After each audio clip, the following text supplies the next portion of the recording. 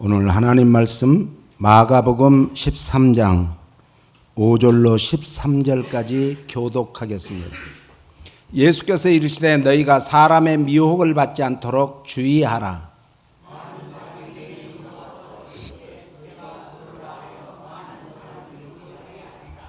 난리와 난리 소문을 들을 때에 두려워 말라. 이런 일이 있어야 하되 끝은 아직 아니니라.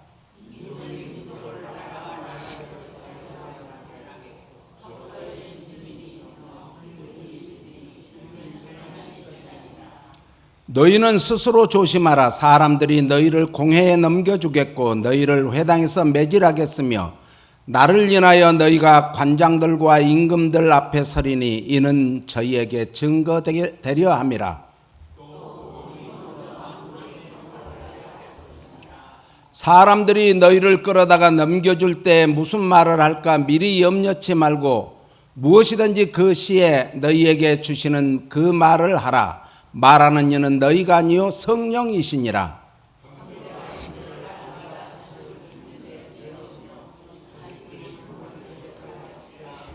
같이요. 또 너희가 내 이름을 인하여 모든 사람에게 미움을 받을 것이나 나중까지 견디는 자는 구원을 얻으리라. 아멘. 아멘.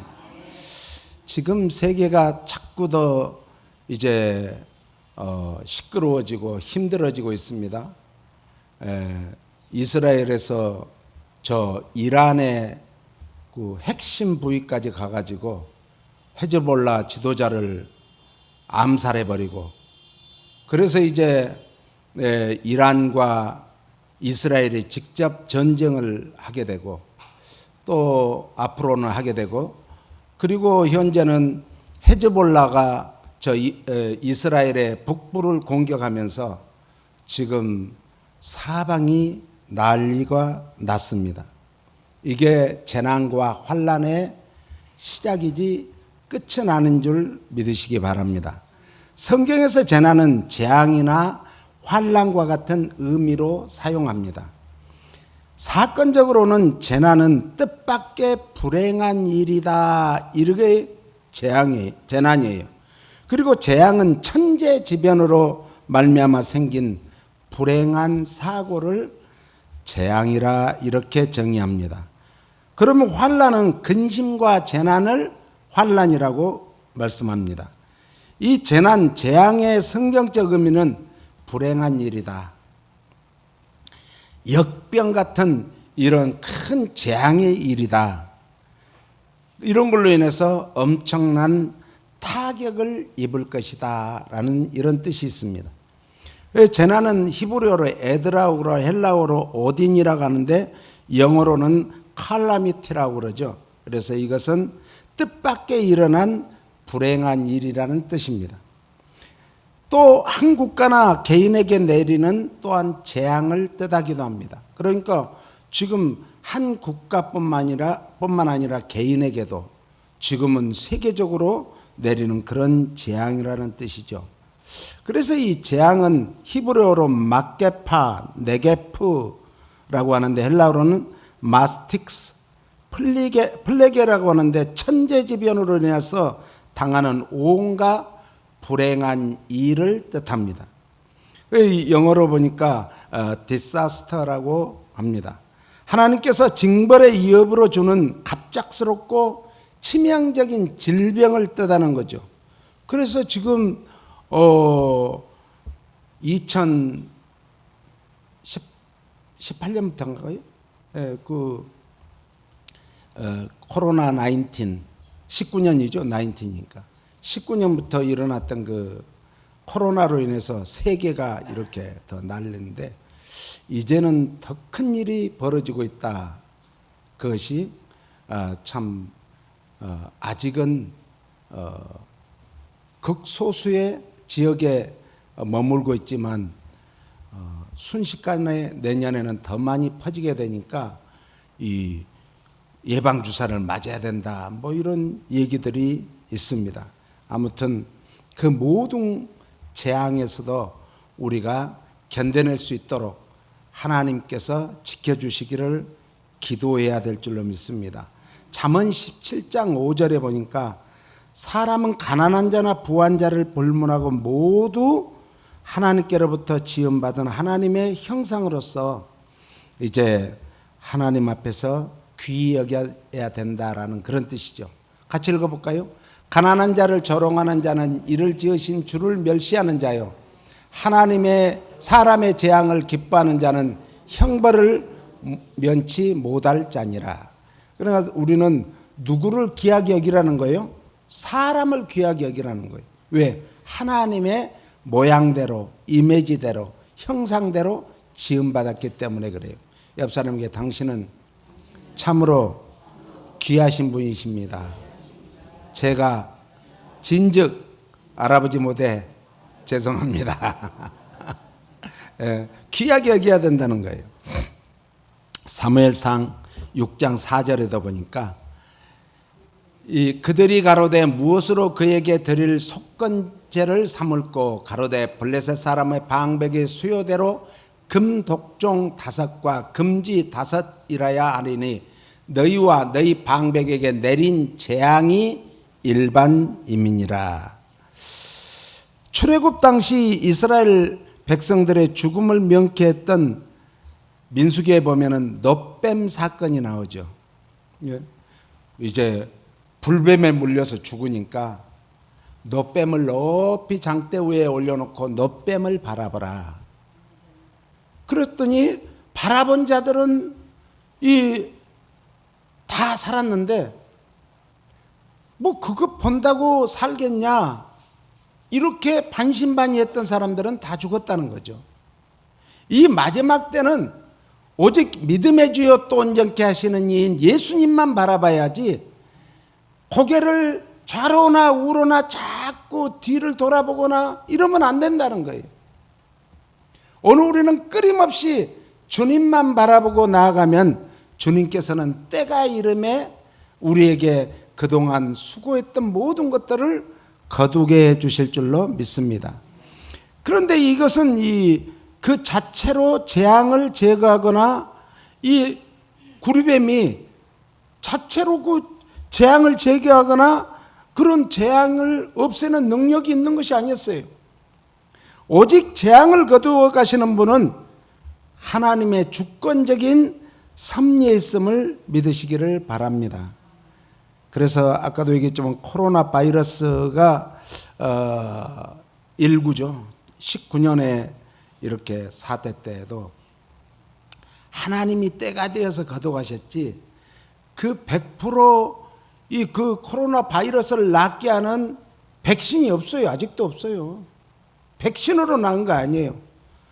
그리고 더 나아가 지금 현재 미국과 세계에 퍼져가고 있는 오미크론의 변이 바이러스보다 전파력이 훨씬 더 강한 스텔스 오미크론은 심각할 정도로 퍼지고 있대요. 그래서 지금 미국이 캘리포니아도 지금 굉장히 많이 퍼졌어요. 그래서 지금 마스크를 쓴 사람들이 한참 안 보이다가 우리 노장로님하고 노건사님도 마스크를 썼어요. 마스크를 쓰는 사람이 한두 사람 이렇게 늘어나는 것을 볼 수 있습니다. 그래서 대유행어는 말세의 그 징조가 무엇인가?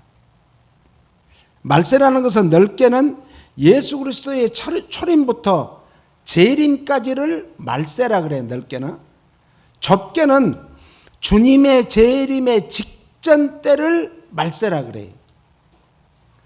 그래서 데살로니가 후서 2장 2절로 12절 말씀에 보니까 적그리스도의 출현에 대한 말씀이 나오는데, 말세에 대해서 나타나게 될 적그리스도에 대해서 구체적인 말씀이 데살로니가전서 2장에 나옵니다. 적그리스도의 위장술은 대단히 뛰어나가지고 때로는 우리 성도님들을, 아니 심지어 교회 지도자들, 목회자들까지 정말 가장해가지고 그런 모습으로 접근을 하는 거예요. 그런 거 아무도 모르죠. 심지어는 예수 그리스도 것이 사칭하는 완악함을 보이고 있습니다. 그러므로 우리 성도들은 이들의 실체를 파악할 수 있는 영적 직관력을 가지기 위해서 늘 말씀을 사모하시고 말씀을 붙들고 기도해야 될 줄로 믿습니다. 그것이 우리의 안목을 키우는 거예요. 그들의 거짓된 가르침에 현혹되지 않도록 하나님의 말씀 안에 거하시길 축원합니다. 그래서 이 에베소서 6장 13절로 18절까지는 하나님의 전신각주로, 그래서 우리는 무장을 해야 된다. 무장. 성도의 영적 전쟁은 만물을 그리스도 안에서 통일을 하려는 하나님과 그 일을 방해하려는 악한 영들과의 싸움이에요. 그래서 싸움의 대상은 우리가 다른 사람이 나에게 좀 섭섭하게 하면 그 사람을 미워하잖아요. 이거는 지는 거예요. 그 사람과 우리는 싸움하는 게 아니에요. 그 사람의 배후에서 역사하는 악한 영들과의 싸움인 것을 믿으시기 바랍니다. 사탄과의 싸움이라는 거죠.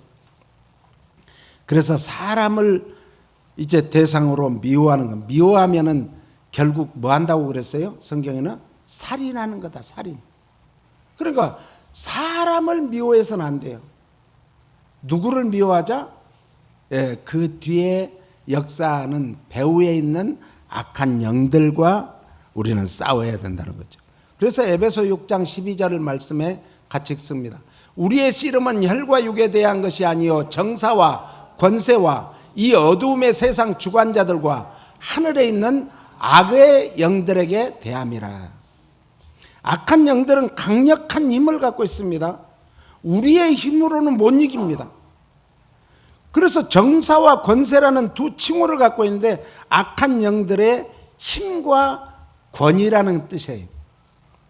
어두움의 세상 주관자들이라고 불리는데 악한 영들은 사악합니다. 사악해. 아주 거짓으로 무장을 했고 그들은 말만 하면 거짓말이에요. 어떤 분이 그러대요. 숨 쉬는 것 외에는 저분은 거짓말쟁이다. 다 거짓말이라. 숨 쉬는 것 말고는 다 거짓말이라. 이런 말까지 해요. 심지어. 그러니까 이 세상적으로 이 도덕적 원칙이나 고상한 감정을 그들에게, 그 악한 영들에게 우리는 구하면 안 됩니다. 오직 있다면 속임수와 거짓 슬수만이 있을 뿐입니다. 악한 영들은 또 뭐한가 교활합니다. 교활해. 이성 잃은 짐승 같아서 거짓과 술수와 이해관계가 자기에게 닥치면은 어떻게 해요? 다른 사람 생각지도 안 해요. 이것을 뭐라고 말한가? 무정하다 그래. 무정해. 그래서 마지막 때는 제일 큰 마지막 때가 언젠가? 사랑이 식어가는 때인데 그때를 무정한 때라 그래. 무정. 이광수 씨라는 사람이 유정과 무정이라는 책을 썼어요. 사람은 정이 있어야 되는데 정념이가 떨어지는 게 무정이에요. 무정. 우리는 그래서 같이 신앙생활을 또 오래 하다 보면은 미운정, 고운정, 부부도 오래 살다 보면 미운정, 고운정이라는 말이 있잖아요. 미운정, 고운정이 드는 거예요. 그 가운데서 조금 우리가 뭘 생각해야 되는가? 이해만 하면 돼. 이해를 못하니까 뭘 하게 되죠? 오해를 하게 돼요. 오해를 하게 되니까 상대에 대해서 자꾸 이제 커다란 구덩이가, 요즘에는 무슨 홀이라고 그러죠? 싱크홀이라고 그래요. 싱크홀. 싱크홀이 처음부터 커다란 구멍이 아니에요. 작은 거. 제가 이 시를 썼어요. 틈새라는 시를 썼어요. 어디서 보고 그랬는가? 우리 이 파킹장에서 보고, 틈새가 이 파킹장이 이렇게 조금씩 벌어졌잖아요. 그 사이로 뭐가 떨어져요? 꽃 씨앗이 떨어지니까, 야, 거기서요. 이 씨앗이 나가지고 지금도 꽃이 쫙 펴 있잖아요. 보라색 꽃이 얼마나 예쁜지 몰라요. 틈새가 있어야 돼요. 사람도. 저 사람은 빈틈없다. 빈틈없는 사람 한 사람도 없어요. 빈틈이 있어야 스며들지, 스며들어. 사랑도 스며들고, 미움도 스며들고, 고운 정도 스며들고, 미운 정도 스며들고. 야, 어떤 분이 그래야 돼요? 저 사람은 바늘로 콕 찔렀는데 뭣도 안 나온다? 피 한 방울도 안 나온다. 피가 안 나오는 게 아니라 한 방울도 안 나온다. 예? 그분 바늘로 한번 찔러보세요. 피 나와요. 다 사람은 상대적이에요. 내가 저 사람을 어떻게 대하느냐에 따라서 상대적으로 가는 말이 고와야 뭐 한다고요? 오는 말이 곱다. 상대적인 거예요. 그래서 내가 항상 고운 말을 하면 상대가 나쁜 말을 하고 싶어도 안 해. 예? 고운 말을 하는 거예요. 축구 선수가 벽에 놓고 볼을 슬슬 차면서 하니까 볼이 벽을 맞고 슬슬 오는 거예요. 그런데 한번 세게 차니까 자기가 받을 수 없을 정도로 세게 와서 비껴나갔다라는 거죠. 우리는 항상 다른 사람을 대할 때 어떻게 대하자? 예. 이 귀하게 대해줘야 돼. 아무것도 아닌 사람 같은데 그 사람 배후에는 누가 있는지를 몰라요. 그러니까 예수 믿는 사람들을 함부로 대하면은 하나님이 손봐줘요. 하나님께서는 그래서 하나님의 자녀들을, 하나님의 백성들을 너무너무 소중히 여기는 거예요. 그래서 예수님이 하늘나라에서 모든 보화, 모든 그 귀한 자리를 다 버리고 이 땅에 오셔서 정말 가장 낮고 천한 어디까지 오셨어요? 짐승의 먹이통에 오셨어요. 우리는 짐승의 먹이보다 그러니까 소중하기 때문에 우리를 위해서 예수님은 기꺼이 십자가에서 우리를 위해서, 우리를 구원하기 위해서 피 흘려 돌아가셨어요. 얼마나 감사한 일이에요. 그러니까 사람을 귀하게 여겨야 돼요. 사람을 함부로 하면 안 되는 거예요. 오늘 본문 3절로 4절에 보니까 베드로, 요한, 야고보, 안드레의 이름이 나옵니다. 이 제자들의 질문의 내용이 뭐였는가? 이 말세의 사건이 발생할 시기가 언제입니까? 시기가 언제? 궁금하죠? 매우 매우 궁금합니다. 그리고 그 사건과 관련된 예수님의 재림과 말세의 징조는 무엇입니까? 궁금하죠? 내가 이제 죽어서 3일 만에 부활하고 부활한 이후에 하늘나라로 올라갈 거야. 그런데 반드시 뭐한다? 내려오겠다. 다시 오겠다. 그때까지 너희들 신앙생활 잘해. 이거예요. 그러니까 더 궁금해지는 거예요. 그런데 그럴 때 뭐가 있는가? 먼저 갑자기 짠 하고 나타나는 게 아니라 많은 징조들을 보낼 거야. 그런 상황을 보고 세상적인 징조나 개인적인 징조나 이 땅에 일어나는 모든 자연적인 징조나 이런 것들을 보면서 준비해라 이거예요. 준비. 어느 분이 그러대요. 80이 넘으면은 주님 만날 준비해야 된다는 거예요.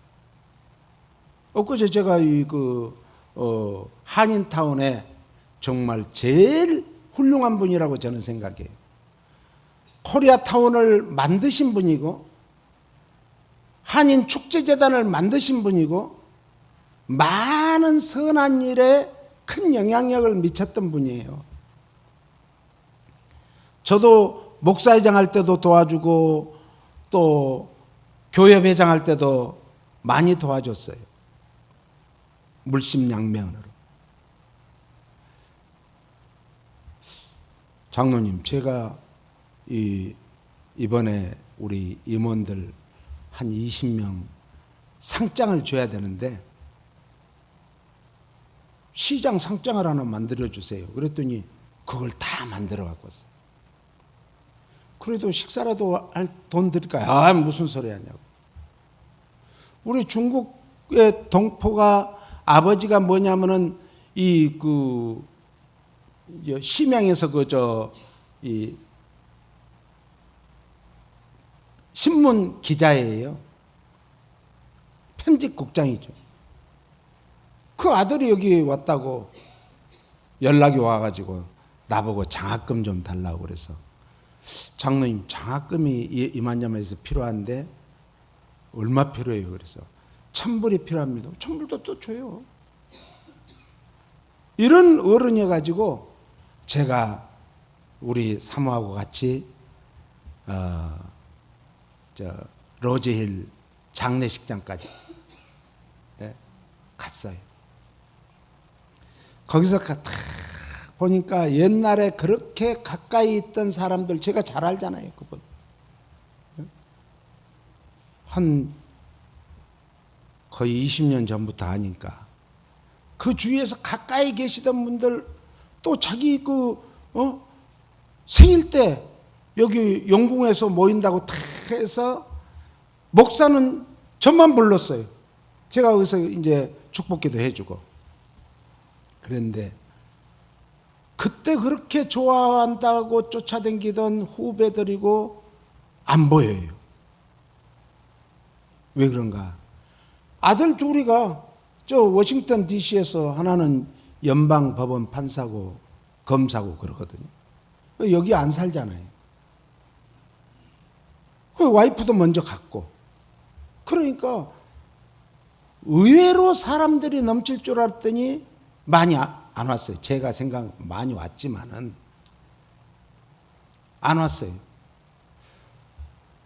두리번 봐도 그렇게 친하게 지내고 항상 이분은 베푸는 분이라 그분들이 안 왔어요. 마음이 좀 그랬습니다. 이 조화를 놔둘 데가 없을 정도로 밖에까지 있을 것 같다. 그래서 저는 이제 조화값을 아끼기 위해서 우리 교회 이 조기를 가지고 와서 앞에 있는 우리 선배 목사님이 거기에서, 목사님 조기를 갖고 왔는데 어디다 놓을까요? 그러니까 안에 지금 많이 비어 있어요. 예? 그러고 안에 가니까 진짜 많이 20몇 개 정도밖에 안 돼. 그래서 조기를 거기에서 이제 세워놨죠. 여기에는 아무 자녀들도 없어요. 그러니까 여동생 하나 있는데 안 가도 되죠. 그런데 마음에서 허용이 안 되는 거예요. 가야지. 우리 하나님 나라 가시면요, 장례식장을 다 보신대요. 본인이 누가 내 장례식에 왔네? 우리 풍성한교회 권사님도 오셨네? 이런데요. 그러니까 성경 말씀대로 잔치집에 자꾸 가려고 하지 말고 초상집에 많이 가서, 제가 거기 가서 느낀 점이 참 많아요. 우리 연로하신 분들은 주님 앞에 갔을 때 어떤 모습일까를 생각하면서 우리 살아야 돼요. 남은 여생을. 예? 그거 안 하면 소용없어요. 소용없어. 우리가 항상 감사하며 살아야 돼. 감사. 예? 왜 내 현실을 이럴까? 아니에요.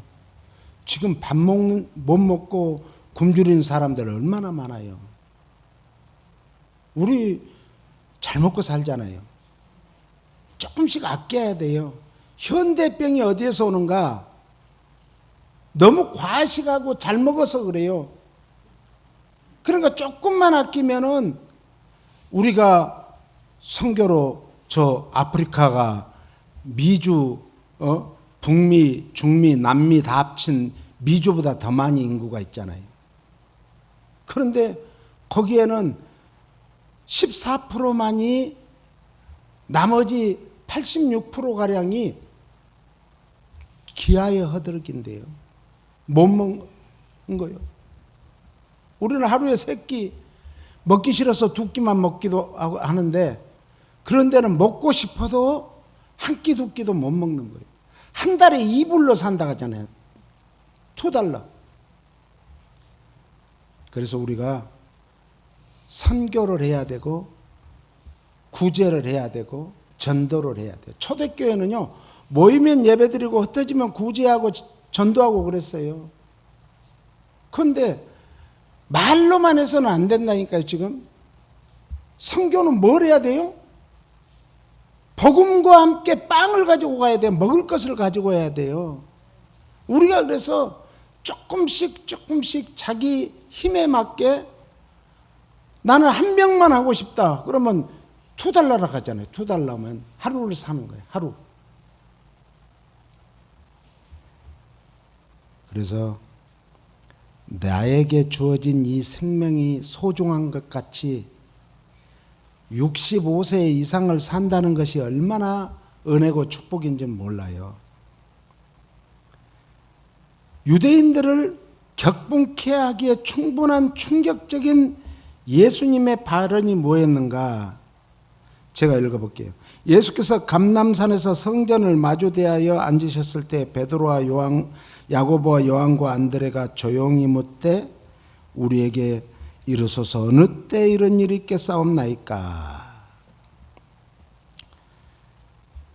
성전이 돌 하나도 돌 위에 남지 않고 46년 동안 지었던 그 어마어마한 예루살렘 성이 다 무너지고, 그런데 나는 며칠 만에 3일 만에 일으키겠다, 세우겠다 하는 거예요.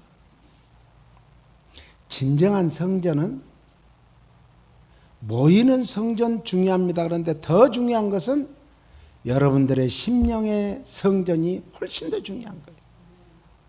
내 심령 내가 지키지 못하면 다 무너져요. 아무것도 아니에요. 자기를 지켜야 돼요. 제일 중요한 게 수신, 제가, 그리고 가정을 지켜야 돼요. 지금 악한 영들은 가정을 무너뜨리려고 해요. 지금 세계를 제일 어렵게 만드는 게 뭔 줄 알아요? 마약이에요. 마약. 미국이 마약으로 망할 것이다, 그런 얘기가 있잖아요. 중남미로부터 또 그것이 한국으로, 중국으로, 다른 나라를 통해서 또 오는 마약들이요, 어마어마해요. 고래, 큰 고래, 이런 뱃속에다가 마약을 넣어가지고 거기에다 칩을 달아가지고 하면은 어디 가는 걸 다 한대요. 지금 그런데요. 그래가지고 그 고래 뱃속에다 넣어놓은 이 마약이 3억 명을 먹을 수 있는 마약이래요. 3억 명. 우리나라 인구의 6배를 먹일 수 있는 거예요.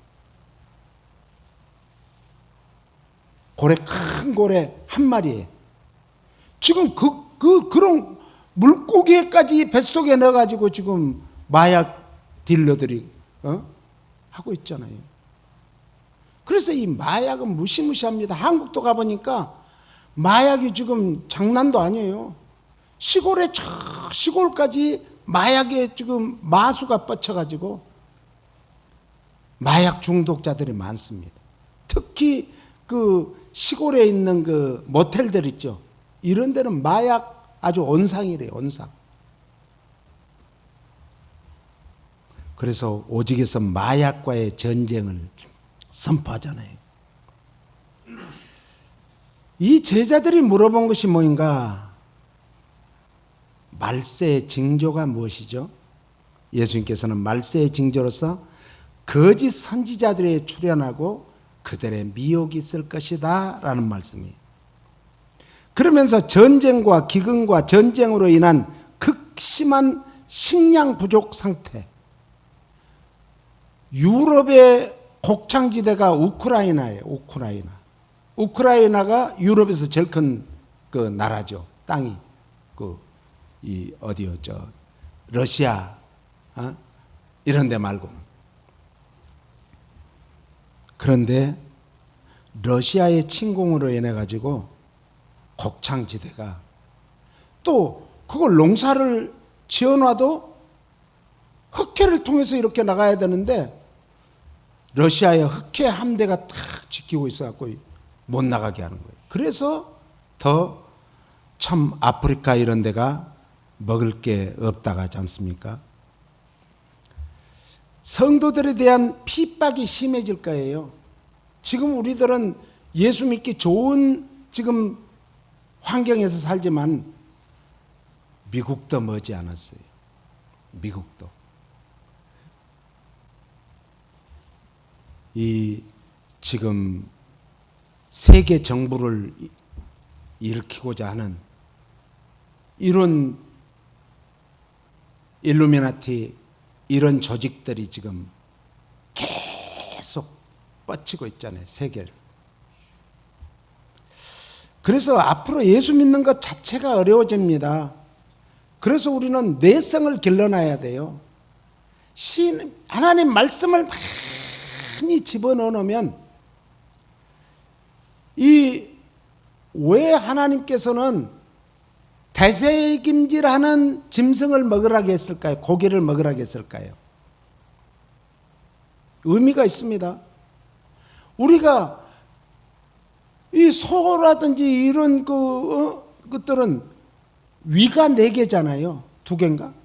그래가 4개죠. 그래가지고 대세김질을 하잖아요. 막 빨리 먹다가 한쪽에 안전한 데 가서 또 끄집어내 먹고. 이게 우리 영적으로 보면 묵상이에요. 묵상. 내가 많이 읽고 들어놓으면은 어느 순간에 그 말씀이 툭툭 튀어나와서 나를 그 말씀이 사로잡아 나를 이끌어가고 보호해 주실 줄로 믿습니다. 지금도 이 북한, 중국, 이란, 이라크, 중동 지역과 아프리카 그리고 동남아 국가들 예수 믿는 거 참 어렵습니다. 오늘 우리는 감사해야 돼요. 그래서 우리는 전도와 선교의 사명을 생명 내놓고 해야 될 줄로 믿습니다. 한가롭게 예수 믿을 때가 아닙니다. 지금 생명을 살리기 위해서는 생명을 내놓아야 되는데 생명을 바칠 각오를 해야 됩니다. 힘들고 어려울수록 더욱더 전도와 선교에 혼신의 힘을 다해 아낌없이 바쳐야 될 줄로 믿습니다. 마태복음 24장 12절에 불법이 성함으로 많은 사람의 사랑이 식어지리라. 어쩌면 이 모습이 당연한 모습 아닐까요? 사람들이 타락하고 있지 않습니까? 동성애, 낙태, 시기, 질투, 미움, 살인, 거짓과 술수, 그걸 넘어서 뻔뻔함. 예? 아까도 얘기한 것 같은 가장 무서운 무정함. 무정함은요, 따라서 자기 유익과 자기 만족을 채우려는 욕심. 그것 때문에 무정해지는 거예요, 사람들이. 그래서 죄를 짓고도 죄인 줄 모르는 이런 세태가 되고 있지 않습니까? 그래서 디모데후서 3장 1절로 5절 말씀에는 이렇게 말합니다. 네가 이것을 알라. 말세에 고통하는 때가 이르리니 사람들은 자기를 사랑하며 돈을 사랑하며 자긍하며 교만하며 회방하며 부모를 거역하며 감사치 아니하며 거룩하지 아니하며 무정하며 원통함을 풀지 아니하며 참소하며 절제하지 못하며 사나우며 선한 것을 좋아 아니하며 배반하며 팔며 조급하며 자고하며 쾌락을 사랑하기를 하나님 사랑하는 것보다 더하며 경건의 모양은 있으나 경건의 능력은 부인하는 자니 이 같은 자들에게서 내가 뭐해라? 돌아서라는 거예요. 아닌 것은 아닌 거예요. 끊을 것은 끊어야 된다는 거예요. 그래서 이 습관이 무서운 거예요. 지금까지 내가 살아왔던 방식, 습관 때문에 못 끊는 것이 참 많죠. 그러나 그것이 잘못된 것이면 하루아침에 끊는 것이 하나님의 사람, 성령의 사람인 줄 믿습니다. 이러한 현상들은 세상의 부패와 타락성을 고발하고 있으면서 동시에 종말, 즉 예수 그리스도의 재림이 임박했음을 경고하는 말씀입니다. 대한민국의 기독교 지도자들이 일본의 잡신 신사참배를 가결했습니다. 그리고 회개치 않는 결과 6.25를 맞이하게 됩니다. 이게 우리 성경학자들이 말하는 거예요. 그걸로 인해 가지고 부모, 형제, 이웃과 친구와 재산, 소중한 생명을 엄청나게 잃어버렸어요. 그런데 아직도 그 죄악의 뿌리가 남아서 이 친일파들의 득세, 독립군 후손들의 고통은 대물림하고 있습니다. 무속 정치에 외치지 못하고 있는 한국교회와 지도자들을 한번 우리 보십시다. 하나님께서는 특별히 교회와 성도들이 타락하여 사랑이 식어져서 뭐라고 말하는가? 감동이 없는 세대라고 하잖아요. 감동이 없는 세대. 그러니까 설교도 감동을 주는 설교를 해야 된다 그러잖아요. 감동을 주는 설교. 감동을 주는 설교를 넘어서 지금은 생명을 살리는 설교를 해야 돼요. 그래서 마태복음 11장 19절로 16절로 19절에 세대의 폐역함을 말씀합니다. 하나님께서는 혼인 예식과 장례식 흉내를 내며 어울려 노는 아이들을 비유를 하죠. 진리의 말씀에 입각한 생활의 두 면을 보여주고 있는 거예요. 곧 세례 요한이 강조한 자아의 죽음과 회개의 강조함에도 불구하고 유대인들은 뭐 하지 않았어요? 응하지 않았어요. 지금 이스라엘에 사는 사람들이 예수 믿는 사람들을 얼마 안 돼요.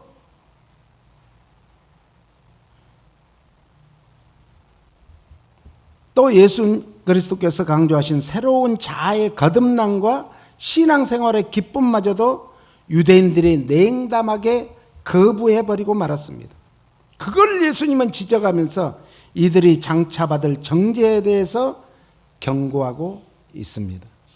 이 경고의 말씀은 유대인들에게만 한 말입니까? 오늘 우리들에게 하신 말씀인 줄 믿으시기 바랍니다. 신앙생활에는 기쁠 때도 있고 슬플 때도 있고 세상살이가 다 그렇잖아요. 오르막길이 있고 내리막길이 있고 젊을 때가 있고 힘이 빠져서 맥이 빠져서 나이 들 때가 늙을 때가 있다는 거예요. 우리는 이 기쁨과 슬픔에 자신의 위주가 아닌 진리 곧 하나님의 말씀이 중심되면 기쁠 때도 하나님 앞에 감사하고 슬플 때도 여기에도 하나님의 뜻이 있을 거야. 고난의 때 고난도 하나님의 뜻이 있을 거야. 이렇게 믿게 되는 거죠. 그래서 우리는 하나님의 말씀 중심의 신앙생활을 해야 될 줄로 믿습니다. 진리라는 것이 뭔가? 하나님의 말씀이 진리고 예수 그리스도가 진리예요. 하나님께도 사람에게도 우리는 항상 그래서 인정받는 삶을 살기를 바랍니다.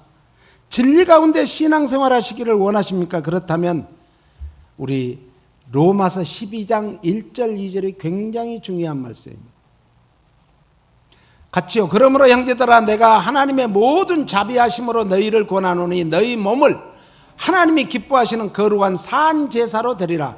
이는 너희의 드릴 영적 예배니라. 너희는 이 세대를 본받지 말고 오직 마음으로 새롭게 함으로 변화를 받아 하나님의 선하시고 기뻐하시고 온전하신 뜻이 무엇인지 분별하도록 하라. 너희 몸을 하나님이 기뻐하시는 뭘로 드리라? 산 제사로 드리라. 구약의 제사는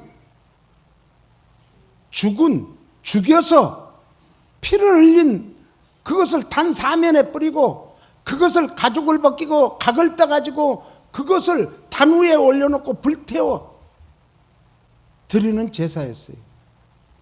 그러나 신약의 예배는 하나님이 기뻐하시는 제사가 뭘까? 몸뚱아리가 와야 돼. 몸뚱아리가 출석을 해야 된다는 거예요. 그런데 이 악한 것들은 교회에 나오지 못하도록 우리가 얼마나 힘들었어요.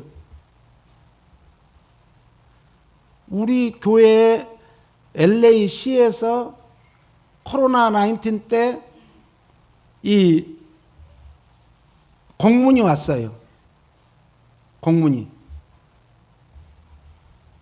26명 이상은 참석하면 안 된대요. 그래가지고 그때 우리 그 인가희 권사님이 다 붙였잖아요. 여기 앉으세요, 저기 앉으세요 하고 그 붙여놨어요. 26명. 우리는 그래도 더 많이 모이고, 금요일도 모이고 했어요.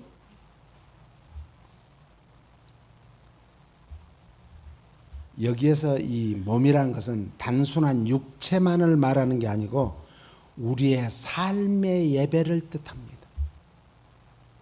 우리 삶 속에서 너희는 세상의 빛이다, 내 세상의 소금이다. 우리가 삶 속에서 빛과 소금의 역할을 감당하지 못하니까 세상의 어두움이 계속해서 그 빛을 가려보는 거예요.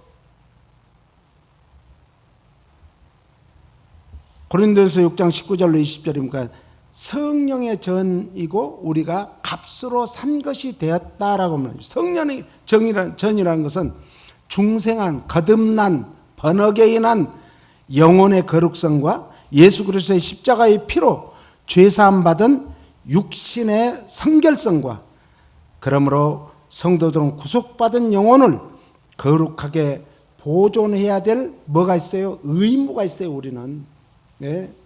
내 몸이 내 것이 아니에요. 옛날 우리 어른들은요, 조상들은 좋은 게 있었어요. 그게 뭔가 내가 몸이 다치면 부모에게 불효한 걸로 생각했어요.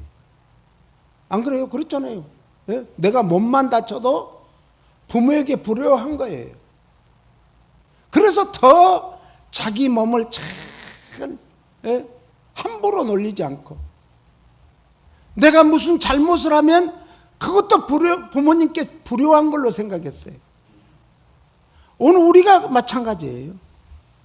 우리가 육신으로 죄를 짓거나 마음으로 죄 지으면 하나님 앞에 죄 지은 거예요. 고린도전서 6장 20절에 값으로 산 것이 되었다. 예수 그리스도께서 십자가에서 대속의 피로 말미암아 죄와 사탄의 지배와 죽음으로부터 우리는 해방시켰다, 이런 말씀이죠. 그러므로 우리는 예수 그리스도의 의의 종이 이제는 됐어요. 할렐루야. 믿음으로 의의 종이 됐어요. 그래서 예수 그리스도의 십자가에서 흘리신 구속의 복음을 믿고 의의 종이 됐으니까 이 복음을 나 혼자 가지고 있을 게 아니라 나누라는 거예요. 전하라는 거예요. 그래서 우리는 세상 끝날까지 때를 얻든지 못 얻든지 복음을 전하는 우리 풍성한 교회 성도들이 돼서 하나님께 영광 돌리는 남은 여생이 되기를 예수님 이름으로 축복합니다.